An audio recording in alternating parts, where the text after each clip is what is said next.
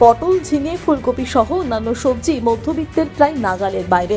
তাই দুমুঠো ভাতের সঙ্গে কিছুটা আলু সেদ্ধই ছিল গরিব মানুষের বেঁচে থাকার একমাত্র উপায়। কিন্তু সেই আলুও আজ সাধারণের হাতের বাইরে। গরিব মানুষ কি খেয়ে বাঁচবে তার কোনো পথই খোলা নেই। রাজ্যের সমস্ত বাজারে আলু নিয়ে ব্যাপক হাহাকার।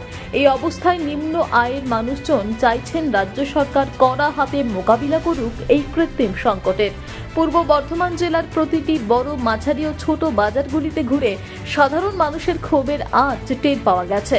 মধ্যবিত্ত থেকে নিম্ন আয়ের খরিদ্দারদের অনেকেই আলুর এই কৃত্রিম অভাবের জন্য এক শ্রেণীর দালাল ও ফোরেদের সঙ্গে তৃণমূল ও বিজেপির স্থানীয় নেতৃত্বের যোগসাজশের অভিযোগ তুলেছেন। তাঁদের অভিযোগ, মুখ্যমন্ত্রী মমতা বন্দ্যোপাধ্যায় আলুর এই সংকট মেটাতে হিমশিম খাচ্ছেন। অন্যদিকে তিনি পুজো কমিটিগুলিকে দুর্গাপুজোয় দেবেন বলে 85,000 টাকা অনুদানের কথা ঘোষণা করছেন। আলুর সংকট নিরসনে রাজ্য সরকারের উচিত ছিল লক্ষ্মীর ভাণ্ডার প্রকল্পে আর্থিক অনুদানের অঙ্ক কিছুটা বাড়িয়ে দেওয়া, যাতে গরিব মানুষের কিছুটা সুরাহা হয়। জানা নেই রাজ্য সরকার আলুর সংকট মেটাতে শেষ পর্যন্ত কি পদক্ষেপ নেয়। আমরা কিনেছি 1750, 100, একটা 850 বস্তা। আমরা বিক্রি করছি 42 টাকা। চন্দ্রমুখী 2000 টাকা বস্তা কিনে 45 টাকা। হঠাৎ এমন দাম বেড়ে যাবে, স্টোর সব স্ট্রাইক চলছে, কিন্তু এটা আমরা বলতে পারবো না কিসের জন্য স্ট্রাইক চলছে। আমরা অতদূর পর্যন্ত যাই না। আমাদের ক্ষতি তো, প্রত্যেকটা লোকের সঙ্গে ঝামেলা হচ্ছে। কেন হচ্ছে, কি কারণে, আমাদের মাথা খারাপ হয়ে যাচ্ছে। এত দাম বাড়াতে আমাদেরও ব্যবসা বাণিজ্য করা যাচ্ছে না। আমরাও খুব বিপদে পড়ে আছি। লোকের সঙ্গে ঝামেলা হচ্ছে, দিন রাত পুলিশের ভয়, পুলিশ কখন এসে আমাদের তুলে নিয়ে যাবে।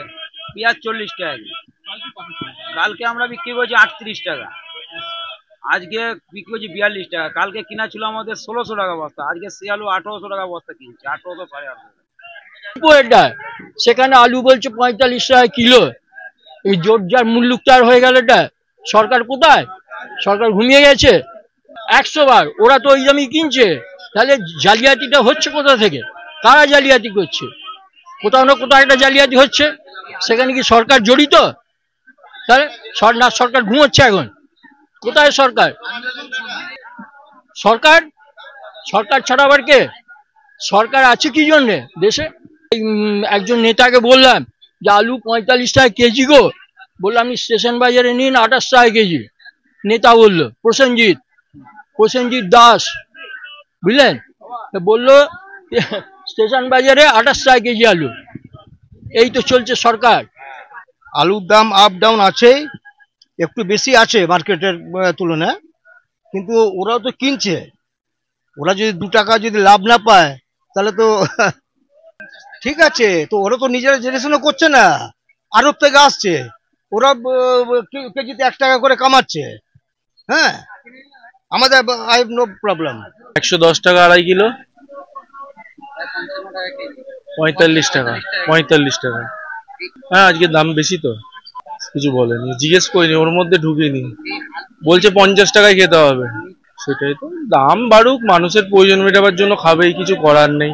500-র জায়গায় 300 খাবে। সরকার সবকিছু কি কন্ট্রোল করতে পারবে? দাম ব্যাপারগুলো সব পারে না, সরকারের হাতে সব থাকে না। কমালে ভালো হয় সাধারণ মানুষের। পূর্ব বর্ধমান থেকে তন্ময় ঘোষের রিপোর্ট, টিভি নিউজ 10। সুলভে সঠিক চিকিৎসার একমাত্র প্রতিষ্ঠান বিবেকানন্দ হসপিটাল। 24 ঘন্টা emergency service, blood bank, trauma care. আপনাদের সেবায় আমরা তৎপর। গুণমান ও পরিষেবায় দুর্গাপুর বিধাননগরের ডক্টর জাকির হোসেন এভিনিউর বিবেকানন্দ হসপিটাল শিল্পাঞ্চলের মানুষের মন জয় করেছে।